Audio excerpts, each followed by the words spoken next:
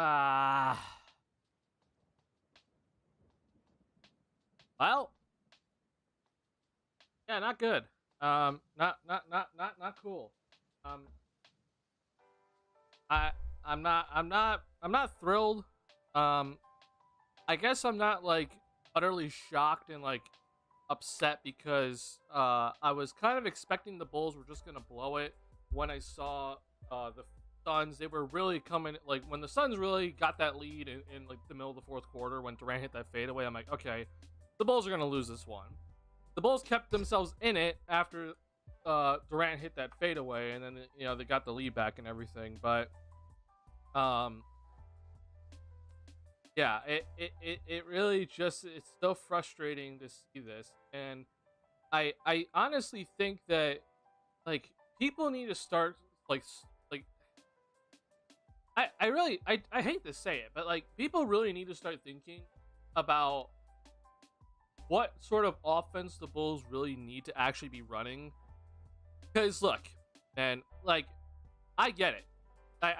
I'm like I've been a big proponent of team basketball and everything, and like the Bulls passing a lot. And look, the Bulls had 25 assists tonight. The thing is, 17 of those assists came in the first half. But there comes a point in time when you just can't be relying on some of the other players, and I'm talking about the role players, to be making shots. This is when you need to rely on your main go-to guys to make shots. And it's okay if there isn't an assist at the end of the play. It just seems like a lot of Bulls fans are like, oh my god, we need to make sure that everybody gets 10 shots a game. We need to make sure that everyone's involved and they all get their own shots. And I'm just like, look, team basketball is great. And yes, team basketball, especially with this team, needs to happen. But when it comes down to when there's the opposing team's going on a run, it just can't be like, oh, we gotta make sure we pass it 7 times this possession. We gotta make sure we move the ball this possession. That's not what it's supposed to come down to. It's supposed to come down to, hey, okay, there's a run coming right now from the opposing squad.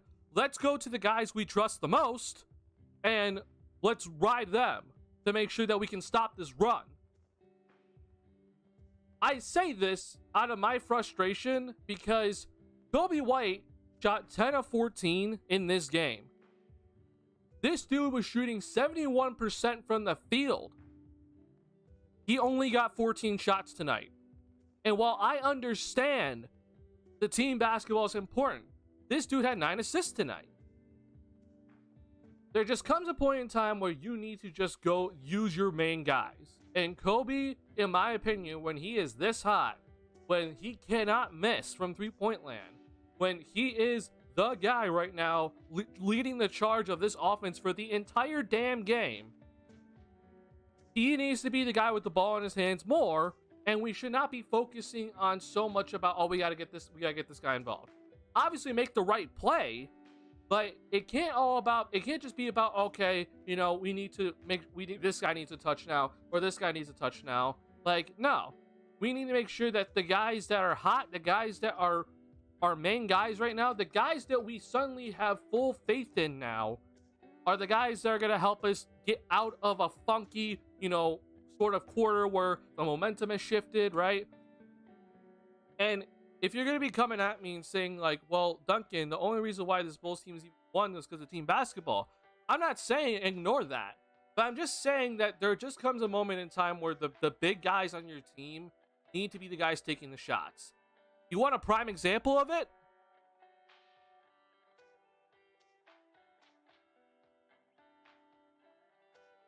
The big three for the Phoenix Suns, they're all in double-digit field goal attempts. The others are in single-digit field goal attempts. The Bulls, okay, in this sort of game, Kobe should have shot at bare minimum 20 times. DeRozan should have shot at bare minimum 20 times. But instead, I'm seeing Alex Caruso took 12 shots. Patrick Williams took 12 shots. Ayo Dosunmu took 11 shots. Like, nice. A lot of those were nice open looks. But at the same time, who do you trust more? Especially when a run when the opposing team's going on a run. There are very clearly guys that need the basketball in those certain moments, and it's just so frustrating. And this is the reason why I honestly think that this Bulls team continues to have this, like, oh, we have an offensive explosion in the first quarter. We can't miss, for God's sake. We scored 37 points in the first quarter. We hit 7 of 14 from three-point land in the first quarter. Well, the Bulls then, for the rest of the game, if you just want to look at the box score, I mean, 29 points in the second quarter. That's not terrible, but it's also not great. You need more. And then 24 and 23 in the third and fourth quarters. That just shows you that when you really rely on these role players to give you consistent offense throughout the entire game, you're not putting yourself in the best position in the world. I do think that DeMar DeRozan did sacrifice a lot of his shots when the team was going in the first quarter, and that's great. But then it comes down, like, there's just times where it's like, it's DeMar DeRozan time. It's Kobe White time. Let's make sure that these guys get most of their shots up, because they're our best shot makers, for God's sake. Because you know who the Phoenix Suns went to when they were down by 20 plus points? They went to one of the best shot makers in the world. Like, it's very evident what, like, they should be doing, right? Kevin Durant was 4 for 16, for God's sake. The dude couldn't hit a damn shot. He finished the game 16 to 32. It's just a difference in mentality.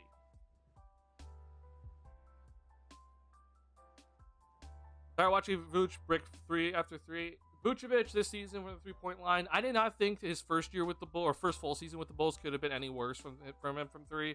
It's gotten worse. And it's very unfortunate to see it. Vucevic's overall numbers, especially when he's wide open, have been pretty awful this season. And it's very concerning from a center to be having like a very low true shooting percentage, and then also having a very terrible percentage when you're wide open. So yeah, not thrilled with Vooch. I think Vooch had a pretty nice game tonight. I mean, I'm not gonna ignore the 17 rebounds. He did damn good work on the defensive glass tonight. He deserves a lot of credit for that. I also think he was passing it pretty decent. But yeah, I mean, he missed some pretty open looks tonight that need to. The brutal loss, but not surprised at all. I'm also not surprised, Patrick. It's very frustrating. But I'd like to watch the game, but my laptop's malfunctioning. Nice to see you, Duncan. Hey, nice to see you guys as well. Nice to see you, Taro. Appreciate y'all checking in on the stream.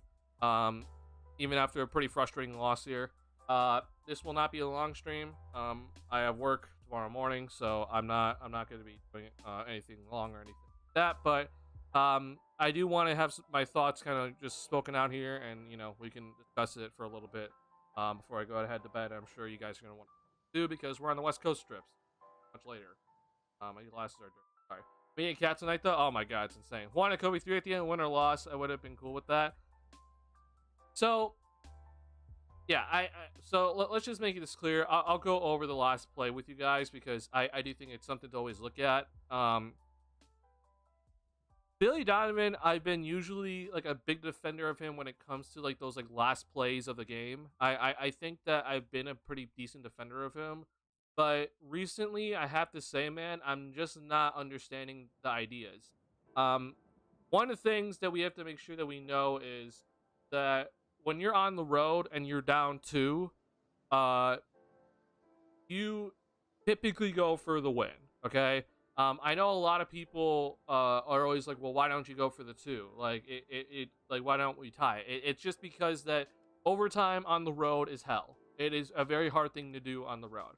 Obviously, if you're down 3 and you gotta make it 3, you obviously go to overtime. Like, it's not that you try to avoid overtime at all costs. It's just that if you have a chance to win it on the road, you typically go for it. And the first play by Billy, where it was the Patrick Williams lob, I don't get it. Like, I'm being dead honest here. I truly do not get it. And it's not just because of the, well, you typically go up for the win on the road type stuff. It's also just that the team, it looked like the Suns kind of knew it was coming, but also Pat around the rim this season has just not been consistent. The Bulls were lucky enough that a foul was called on that, because if there was no foul, I don't think Pat finishes that. And the Bulls just lose off that. Like, I also don't understand it, because there's 1.6 left to go. It's not like it's a lob situation. Yeah, like if there was 0.5 seconds left to go, then yeah, I can understand that play. But you got a second and a half here. And you have one of the most clutch players in the league in DeMar DeRozan, and Kobe White's been on fire this game, and they can't defend him. And he's also one of the most quickest players in the league. Like, I think you just have better options of shooting a jump shot, specifically a 3-point shot. That would not have been what we saw then in the second play, where it was that DeRozan one-legged, falling out of bounds 3 from the hash mark, right? That play, I don't personally mind. It could have definitely been executed better, but that's not on Billy. But I just didn't understand the first play, honestly. But yeah, we'll talk about it. Rich, let the best 3-point shooter take the game winner on the road against KD, go for the win. Yeah, I'm not gonna be as picky. Would I have liked to see Kobe take the 3-point shot? For sure. Yeah. Honestly, though, it probably didn't matter because it was just a terrible shot in general. I mean, you don't want to be taking a 1-footer or like a 1-foot fadeaway out of bounds anyway, right?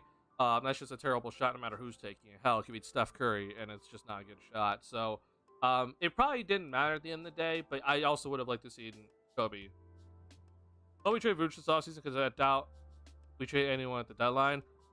I mean, Patrick, I've been pretty adamant about, like, as much as I'm not saying that Vooch is a terrible player. I think he's a decent player. It's just I've been pretty adamant. I would like for him off the team. And it's just because his game, while I understand that his passing and his hub ability is very effective, we have to also understand that this Bulls offense is still bottom third in the NBA. So it's not like this dude like suddenly makes this team like a flat out amazing. Like if we trade Vooch, it's not like the team's offense suddenly like is gonna be falling off like terribly.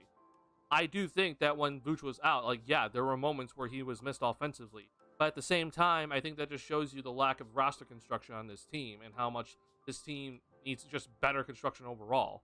That like if you're missing Nikola Vucevic, it's like, oh my god, we're missing a dude that's averaging 17 points per game. That hurts because guess what? The Bulls don't score the basketball typically. So, yeah, really, it's just I just want change, and we know, like you said, Patrick, we're not getting crap at the deadline. We're nothing's gonna happen. I know a lot of people want Zach gone. He's not getting traded at the deadline. It could happen later, in the offseason, which I think it probably will. But like you can't just only trade Zach. Like this team needs a major overhaul. I'm praying to God that the Miami Heat actually like want to go after DeMar DeRozan here. I don't think they will because it doesn't fit into their system whatsoever, and also they need more 3-point shooting. DeMar doesn't provide that, so I don't think DeMar DeRozan is going to be traded either. I would personally, if I were the Bulls, I would do anything in my willpower to trade him because I think that there's a good chance he leaves this offseason. Unless you're going to be willing to pay him max money or like a good chunk of money, and I think the Bulls could do that. Problem. Got go tonight for the win against Charlotte and didn't get the call, like you said. Layups in the 5 seconds, never get fouls called. Look, man, I'm telling you. First off, that the fact that Patrick Williams got the foul call when he tried for that lob play, I'm shocked. Like I was genuinely shocked that they got the foul call. I'm gonna be real. But like, yeah, that is one of my rules. If you put the games in the hands of the officials at the end of a game, like I think that is generally one of the worst things to do. I personally, and it's a weird rule of mine. It's like it's one of my unwritten rules.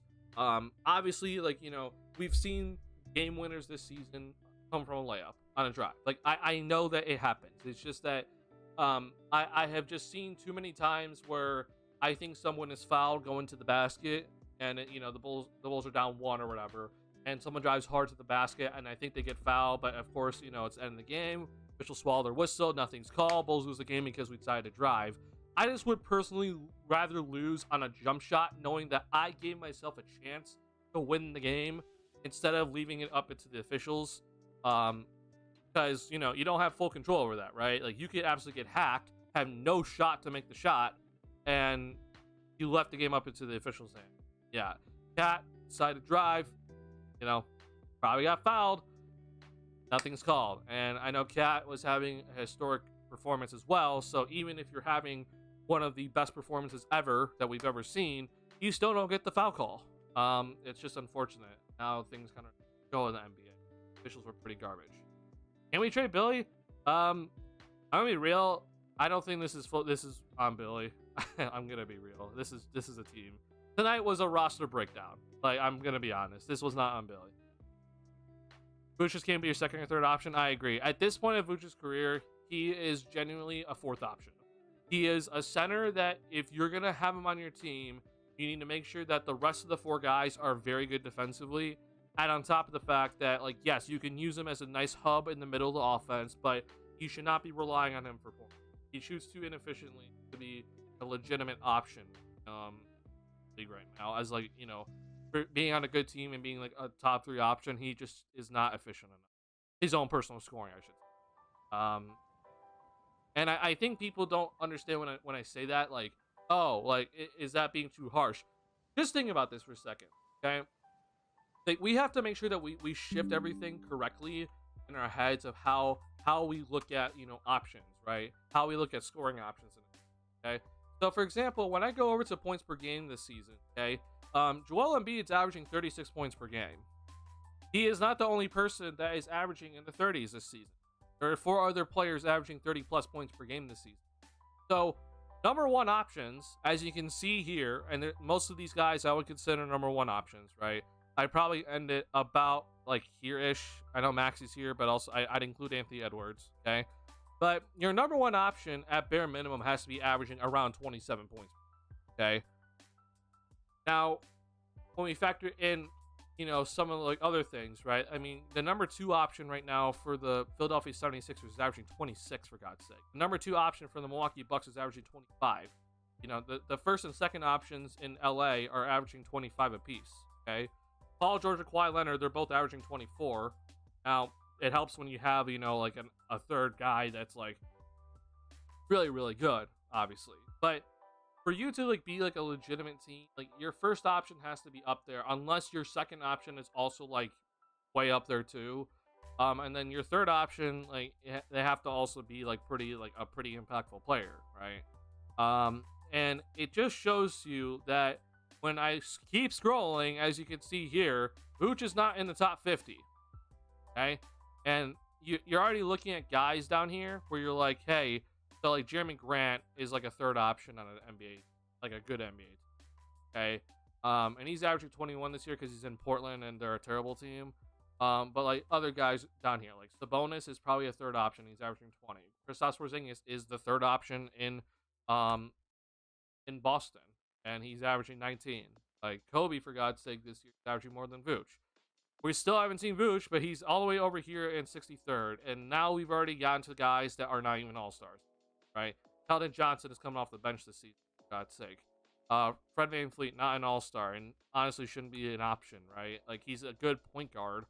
So it just shows you, like, the Bulls truly just do not have, like, top tier scorers. They just don't. And add on top of that their role players, as good as Caruso has shot from 3-point range this season, they just don't have enough role players that can give you those extra points. Hence why this Bulls team continues to suck on the offensive end. Again, we have a team that's averaging 125 points per game. The Bulls didn't even get close to that tonight. They got to 113, which is, I understand it's like, oh, well, that's pretty close, Duncan. That's 12 points away. And we know how much this Bulls team struggles to score. Hence, they basically landed at their offensive rating tonight. So, this game tonight is just, it's so frustrating because it truly, to me, was a roster difference. Obviously, you know, Kevin Durant is Kevin Durant. He is a Hall of Famer, you know, and he is incredible as a player, okay?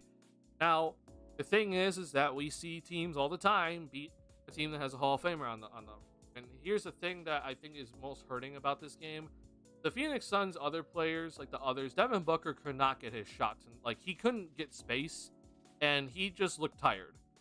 This was a back-to-back for the Phoenix Suns, so I'm not shocked that Booker's tired. Beal wasn't having the best performance either. So, like, you kept the other two guys to 18 and 16 points, okay? It's just that you let the dude get 43. So, you kept this team to 115 points per game. This should be a win. And you just relied too much on the others. You just did. I think Pat had an okay game tonight, but he shouldn't be taking 12 shots in this sort of game. Dalen Terry took a 3 today where the Suns were on a run, and he took a 3-point shot. Like, that's just not supposed to happen. Io took a 3 today where the Suns were on a run. That's just not supposed to happen. You just can't have that. And I get that it's like, hey, like, for example, the Terry 3, I do think it was the right play. I'm pretty sure Kobe, like, set up Terry for that shot. But at the same time, let's also think about it. Is it really the right play? Because Terry is just not a good shooter. And so, at least in my calculations in my head, it's like the Bulls need to figure out this balance of, all right, yeah, early on, especially like early in a game, like, you need, like, passing the ball around, get everyone else involved. Like, that's great. That's awesome. But when it comes down to, like, when there's a team going on a run, when you're trying to stop, like, an absolute, just landslide coming from the opposing squad, and, like, you have the lead, they're cutting into it, it just needs to go to the right people. And unfortunately, I don't think the Bulls did that tonight when it was necessary. Did DeRozan and Kobe get some shots in the fourth? For sure. But at that point, the Phoenix Suns have already gotten way back into the game. And it was too late. Both DeRozan and Kobe played 40 minutes tonight. So it's shocking to me that out of the 93 shots that the Bulls took tonight, that they only took 31. That doesn't make any sense. Because if you kind of think about it, between Williams and Vucevic, that's 29. So between Williams and Vucevic, they took almost the same amount of shots between DeRozan and Kobe in this game when, things were kind of going backwards in the middle of the third quarter. That doesn't make any sense. It truly doesn't. Kobe had 13 at halftime. He finished with 13 second half as well, 26. Again, though, I don't know why he should have had more. Like, he should have easily taken 20 shots tonight, and he watched his energy shift after certain changes to the game and let the lead dwindle down to 6 points and made no adjustments to come at the run. It is inexcusable. Zayover, I gotta disagree with you.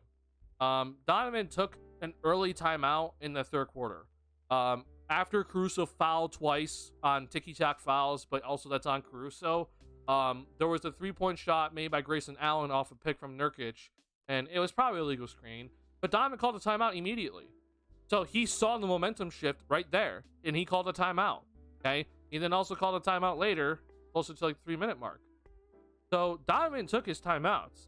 I just think that, like, okay, like, if you want to, like, argue about maybe the lack of adjustments, in a sense, like, I do think that they probably should have been trying to force someone else besides Kevin Durant to make shots. But it's also, at the same time, it's really tough to do that because you got Bradley Beal and Devin Booker on the other sides of the floor.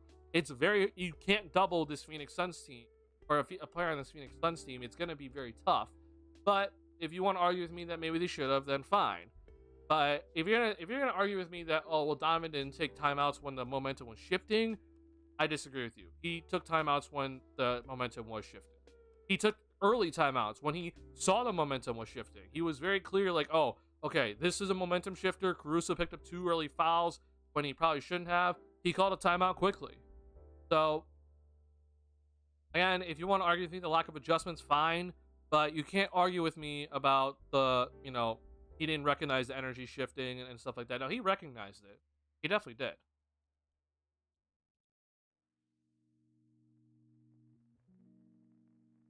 And honestly, when I want to make this clear, I'm not like a full-out Billy defender here. I just want to make sure that we are criticizing the correct stuff because I think that the roster deserves more criticism tonight.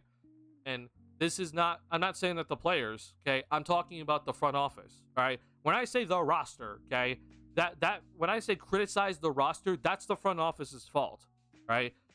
When I'm criticizing the players, you'll know. I'll say the players. I'll say this person, this specific player, okay? This is a roster loss tonight. The Bulls lost because this was a lost roster problem. That's what I'm just trying to get to. Sure, we can criticize Donovan. If you want to say he didn't make adjustments, fine. But at the same time, we have to make this clear that this team, that we can keep saying, oh, they're better without certain players, and this team's gonna go and beat the New York Knicks in a in a playoff series and get to the 5th seed. This can't happen. Okay, so let's make sure that we criticize the right things. The front office deserves hella criticism for tonight. Okay, and I'm not saying that Billy Donovan is like, he's fully excused from tonight. I'm just saying that there are problems elsewhere than Billy Donovan.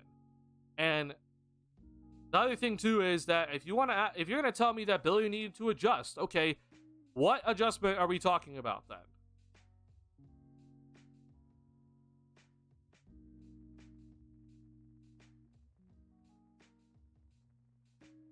So Zayover, the things that you're describing to me though, that's a player thing, isn't it?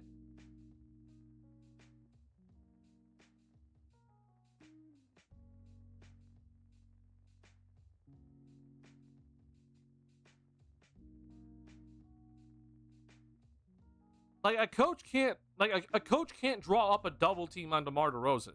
A coach can't do that.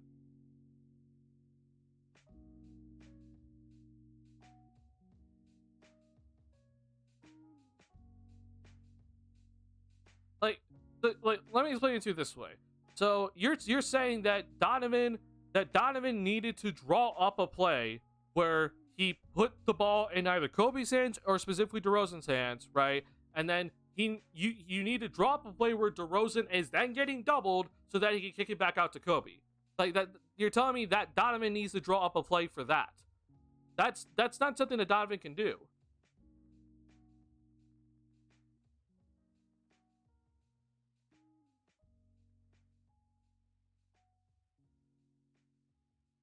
They never run plays for Kobe. I disagree with you. We saw them run plays at the end of a game.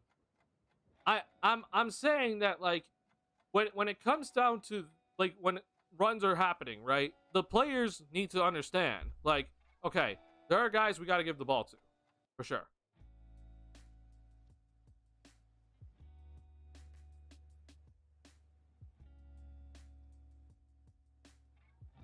Now, let me also make this clear. I think that if you're gonna talk to me about for Kobe, I'm gonna disagree with you because I do think that Kobe was given a lot, like had a lot of plays drawn up for him tonight, especially at the end of the game. There was a lot that was just Kobe. Now with DeMar DeRozan, though, I will agree with you there. I do think that Diamond did not call enough plays for DeMar DeRozan, specifically in that third quarter, where it was just too much of, okay, we're just gonna bring the ball up the court, we're gonna see what happens, and we're gonna throw the ball around the perimeter, and it ends up at DeRozan's hands with like the last 10 seconds left in the shot clock. And then we go.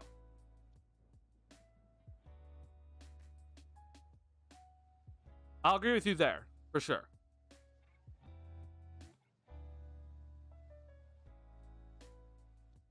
How you doing, Mango Man?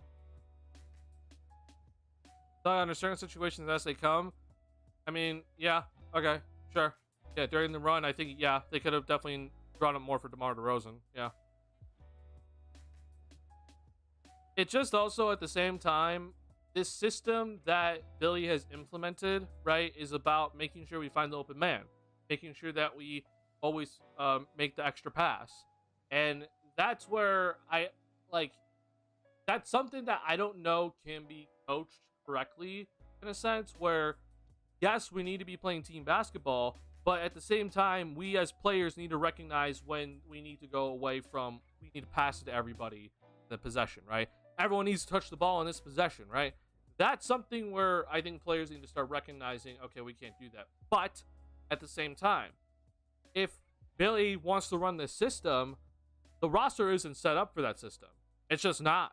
It's not. It looks good for certain quarters, but it's not a system that can consistently be played for a full 48 minutes because the Bulls do not have the role players for that system to work consistently. Okay? That's not on Billy. That's on the front office. Right?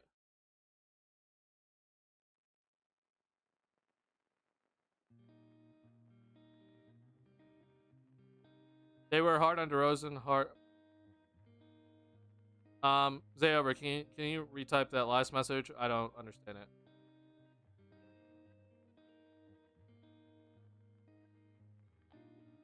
How many halftime leads have the Bulls blown this season? Um, Good question. Actually, I don't know.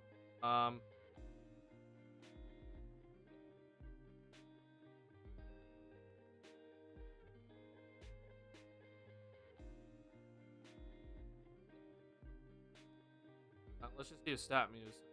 Something.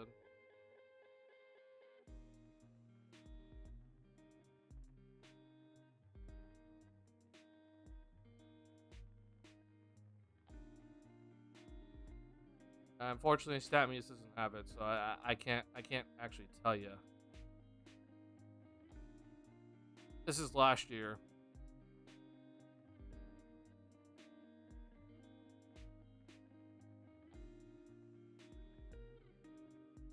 So yeah, so this is the Warriors one. Okay, yeah. So I guess in this month we know that they've blown two. Um, yeah.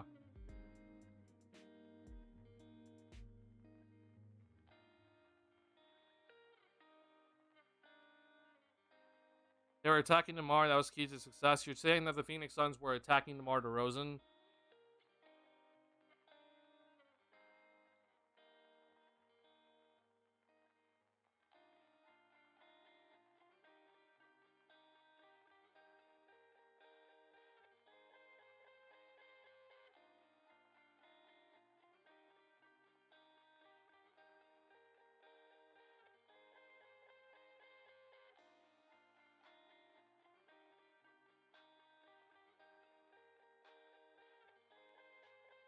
Like you're saying that the Phoenix Suns were double teaming DeMar DeRozan, therefore that's the reason why the Suns made their comeback?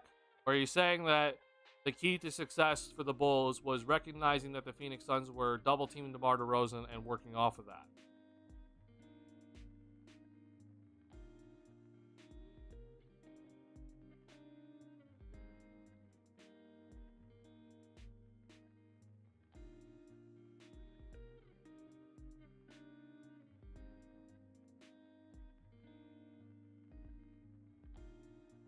Okay, wait. I said two questions and you just said yes. Which one is it? Say over.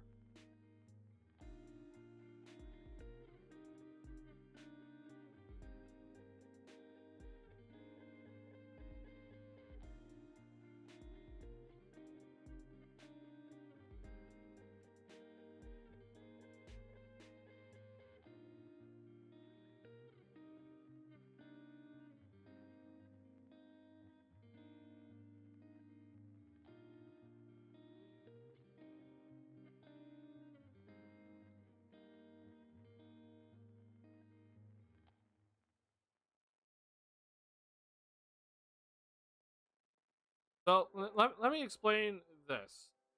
Um, I do agree that Billy didn't run enough plays for DeRozan, but when I mean that specifically, I mean that where DeRozan's off ball, because the thing that bothers me a lot is Billy thinks, oh my god, okay, um, things are going bad. We're gonna just give it to DeRozan and let him do his thing, which is like, okay, yes, that is giving it to DeRozan, but at the same time, you're then also the Phoenix Suns recognize, okay, we take the ball out of his hands, then it forces others to make decisions. That's where Kobe comes in play because that's the other guy that you trust to make decisions at the moment. But at the same time, you probably want your guy that you trust the most, aka DeMar DeRozan, Billy Donovan, to get the shot. So I personally, what I always think about, all right, if I need a shot here, from my best player, I look to try to get him like an off-ball look where it's not him, running a full isolation. Um, how many times did we see tonight with Kevin Durant, right, where Durant would bring the ball up, but then he would go off ball, and then you would see the Suns like kind of just set like small little flare screens, and it's just them trying to find a look for KD, and KD gets a 3-point shot, catch and shoot jumper, right?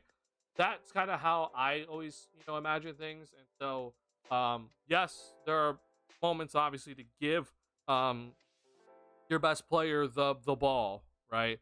But there's also just moments where you need if you're trying to actually like stop a run and you're trying to make sure that this guy gets a shot, um, there are plays that can be drawn up for that.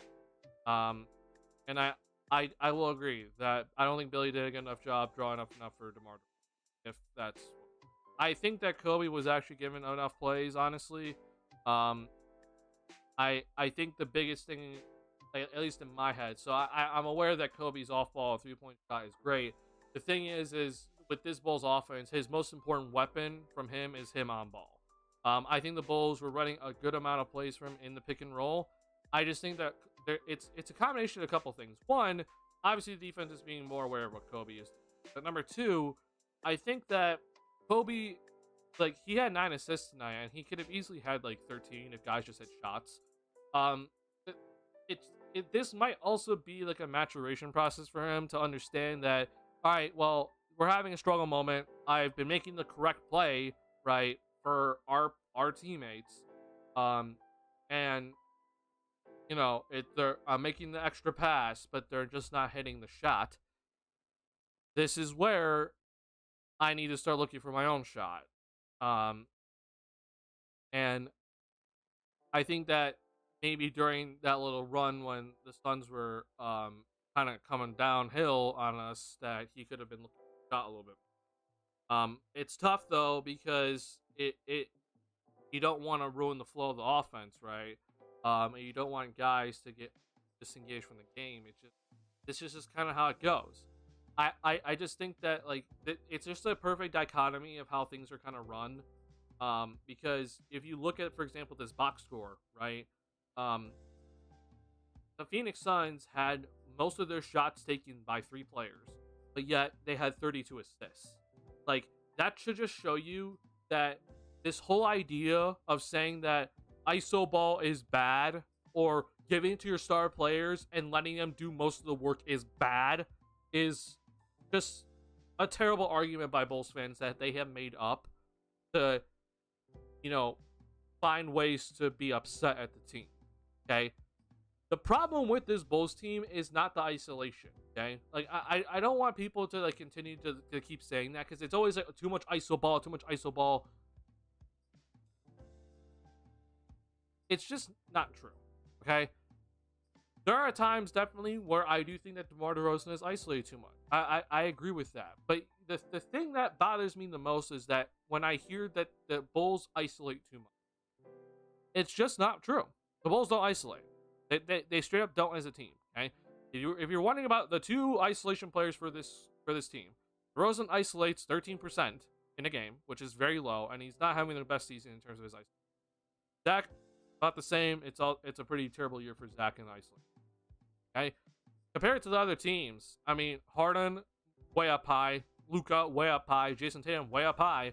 Now, hey, you know what's funny is that all these teams are winning. And then, don't include New Orleans here, but hey, these teams are winning, right? All these teams are winning, not Spencer Dinwiddie, but hey, these teams are winning. So it just should show you that like isolation is a good thing. The reason why isolation is a good thing is because the defense is so spread these days when you have the shooters around them that it's hard to guard in isolation, especially when the player can just beat one player off the dribble. It's hard to guard in isolation. Like, I mean, try to guard Shai Gilgeous-Alexander, for God's sake. One-on-one. You can't. You just straight up can't. And it also helps if the Thunder have a ton of shooters around them. So, my point is this. The Bulls, this is where problems arise with this Bulls team because they don't have the shooting. They just don't. I am aware of Caruso's 3-point, field goal percentage this season. It's great. But still, teams would rather kind of bet on Caruso missing than bet on, like, they would just much rather, like, okay, if I had to choose between having to guard DeMar DeRozan and coming over to help when he's isolating versus, staying home on Caruso, they're going to come over and help, okay? They obviously stay home on Kobe, but then they're basically forcing everyone else to, make shots or make decisions. And that should just show you, like, hey, this is where you this roster is seriously in it. The Bulls shot a nice percentage for 3-point range. Okay, I mean 37% is great, but they just don't have enough of those guys that you can always have on the floor that you reliably trust to make the defense pay. Part of that is that they don't have multiple stars altogether, which is that would be the best case scenario. But in the end, you just don't have enough supporting cast to support an isolation play. I still don't think that you cannot run it then, but it won't be as effective compared to other teams, right? They just won't be as effective. The Phoenix Suns, as you can see here, they literally trusted their main guys. They said, okay, we're struggling, we can't make shots for God's sake. Main guys help us. And Durant, Beal, and Booker, mostly Durant though, said okay, and they went off. Right, specifically Durant just absolutely killed us, and this just shows you it's okay to give the ball to your best player and let them go to work. The thing that the Phoenix Suns have, though, is that they got 3 All-Stars, so if you isolate one, it's very hard to guard because you can't leave the other 2. Also, Grayson Allen shooting a ridiculous 3-point percentage. And on top of that, I do think that Drew Eubanks and Yusuf Nurkic are pretty good also. Kind of role players to feed off of the Durant, Beal, Booker passes, right? Now, the Suns have had their issues. I think mostly defensively has been kind of the problems. But, I mean, having those 3 guys on the court, I mean, if you isolate one, it's tough to guard. Again, the Phoenix Suns have most of their shots taken by 3 players. Okay? 58 shots, or sorry, no. What is it? 9. 60 shots. 60 out of the 85 shots tonight were taken by Durant, Beal, and Booker. Then 32 out of those 60 shots were taken by KD. Suns had 32 assists. So it's not like the Suns have all this player movement and stuff. It's just that they have shot makers and they make sure that the ball's given to the right guys. And look, again, I'm not here saying in this stream okay, we need to go back to last season. No, that's not what I'm saying. Last season, it's a multitude of issues. It's not just the fact that the Bulls were running too much simplified pick and roll and they had no movement on the offensive end and they're playing too slow. It's just we have to separate that from what the Phoenix Suns do, right? Again, I think team basketball is good. What we saw in the first quarter, I'm not saying take that away from this Bulls team, okay? That clearly needs to stick around. But I'm just saying that when it comes down to crunch time, or specifically when there's a landslide coming at the team from the opposing squad, and they're on a run, the opposing team's on a run, and they're getting back in the game, the momentum shifting, you got to give it to the guys that you trust the most, okay? As much as that, some of these other role players have stepped up in that game, it's just you can't fully rely on them, and you rely mostly on the guys that they are your leaders for this. Because the Phoenix Suns, when shit was hitting the fan, right, they went to KD. Okay, we're gonna go to our main guys. Booker doesn't really have it tonight, therefore KD, we're giving you the ball. Help us. I just think that's just a smart play, and I think that a lot of other teams have that. Other thing about that though is that the Bulls don't really have that sort of guys. As good as DeRozan maybe is, I think he has, we're starting to see the decline of him. And as much as I think Kobe White has improved, that he's maybe not an all-star just yet.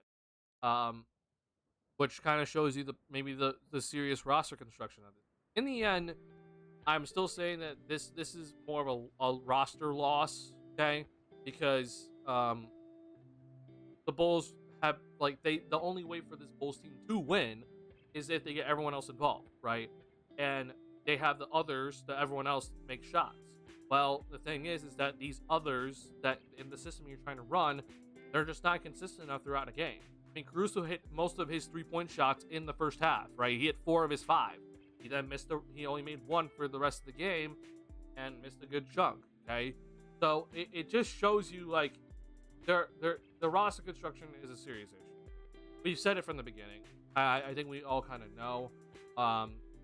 And unfortunately, we continue to see with this team that, remember last year when the Bulls kept blowing all these leads? And it's yeah, I mean, the Bulls don't shoot threes, and so when the other team starts hitting threes, well, here we go. Um, the Bulls have been better in terms of their overall 3-point attempts this season. It just it just shows you at the end of the day that like they just don't have enough shot makers. And I've been consistent with saying that. Even when Zach LaVine is around, you just don't. You just this team just does not have enough guys that make shots. And I understand that like DeRozan has taken a step back a little bit and Kobe has emerged, but when you really think about it at the end of the day, like Zach has not been an All-Star this season. Neither has DeRozan, and I think Kobe's been the closest to an All-Star, but he's also not going to be an All-Star. So you're just having guys kind of stuck in that area where they're like fringe-ish All-Star, which is not enough to really kind of consistently give you 30 a night or 27 a night because we're trying to get everyone else involved, um, which then also takes away points from the overall team because you're not having your best shot makers take the most shots. And then yeah, it just shows you that the Bulls are just in like a very very stuck in the middle spot, and this is why we've been saying we need.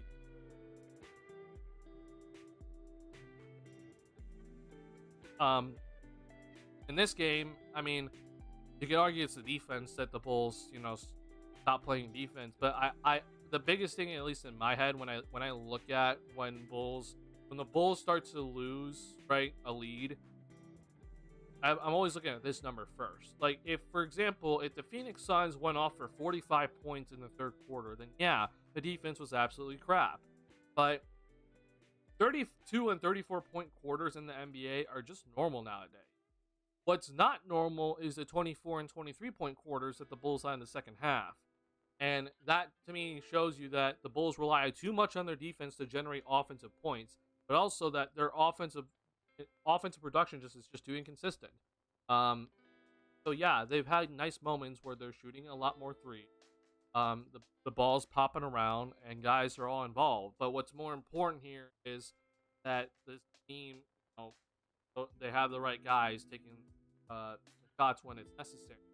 But also, what would help is that their stars that they rely on a ton were also more efficient with how their shot selection.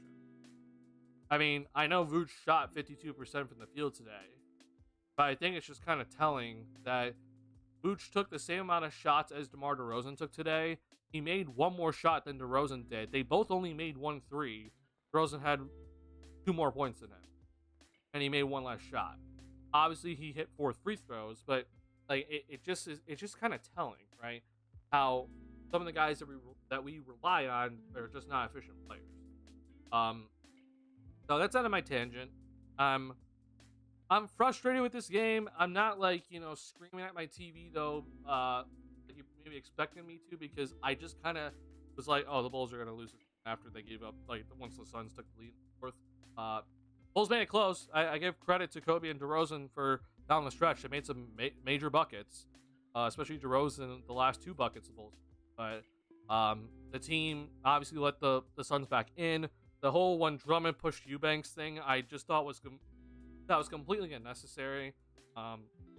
When the Bulls were complaining about some of the calls that were happening, I think this is one of the worst officiating performances I've ever seen. And I think the officials have been absolutely god-awful this season. They've been so bad this season. But that sort of stuff is how you let an opposing team get back in the game. Especially for the Suns that just couldn't, they don't have the energy. They can't drain a shot. They're not playing much defense. Like, you can't start complaining, and then you can't start getting upset at the officials, and then you can't start engaging with other players. You can't wake up the sleeping dog in them, right? That's the last thing you want to do when you have a team down, is to start, locking eyes with them, start yelling back and forth with them, start getting them enraged, because that's what's going to wake them up. And the Bulls played too much into the Suns' antics with Drew Eubanks and, Grayson Allen and some of the other stuff. And then they also played too much into what was happening with the officials' antics, because the officials were having a shitty game. But it was shitty for both ends, okay? Let's make that clear. It wasn't like, the Bulls were the only team getting screwed. I think that the Suns were also getting screwed. I thought Booker, had multiple times today where he was clearly fouled and nothing was called. So it just, the Bulls just can't let that happen. And on top of the fact that, their offense is It really just did. And that's how you lose a game after you get a 23-point lead. A team that was on the second game of back-to-back, and yes, they have three of the best scorers in the world. But the thing that I don't think that they really have is good, and you still weren't able to score consistently, which is very, very frustrating. I'm actually interested. What is the Suns' defense? Suns are about kind of where the Bulls are defensively, so they're okay defensively. Um, Offensively, they're almost top 10. So yeah, really frustrating. All right, that's all for me tonight, guys. Frustrating loss. Bulls had a chance to kind of just stick where they are in the standings, I think, because I think the Magic won the. Okay. Yeah.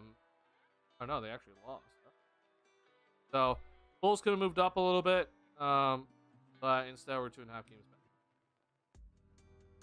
Kind of whatever. I don't know.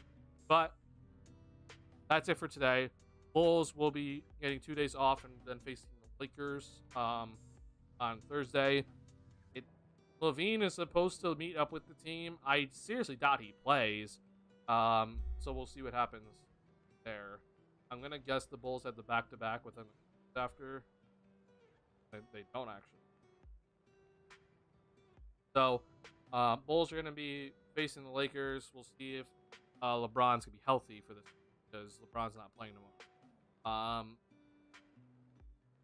Lakers have had their issues, but I don't know about this one. This seems like a rough match. Size the Lakers have, but yeah, this would have been a good start to the West Coast trip because I think 1, 2, 3 games.